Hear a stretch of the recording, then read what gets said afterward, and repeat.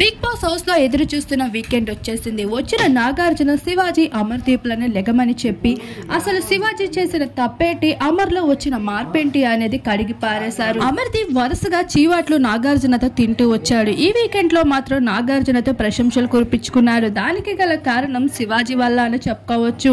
శివాజీ ఎన్ని మాటలు అంటున్నా నవ్వుతూ వాటిని తీసుకోవడం, ఆఖరికి కెప్టెన్సీ కంటెండర్లు మీరు డిజర్వ్ కాదు అంటూ అమర్దీప్ చెప్పినప్పుడు నా కష్టాన్ని చూడలేదు అంటూ శివాజీ అయితే కన్ఫ్యూషన్ రూమ్ లోకి వెళ్ళి ఏడడం జరిగింది.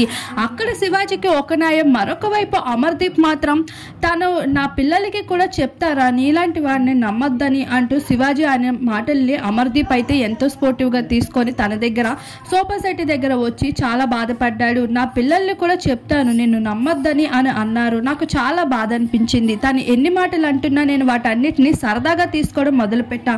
అలా అని తనకి నచ్చినవన్నీ మాట్లాడుతుంటే నేను తీసుకోలేకపోతున్నాను అంటూ శోభా శెట్టి దగ్గర అమర్దీప్ చెప్పిన మాటలపై అయితే నాగార్జున రియాక్ట్ అవుతూ నువ్వు ఈ విధంగా అన్నం ఏమాత్రం సరికాదు అంటూ శివాజీకి అయితే చీవాట్లు పెట్టడం జరిగింది.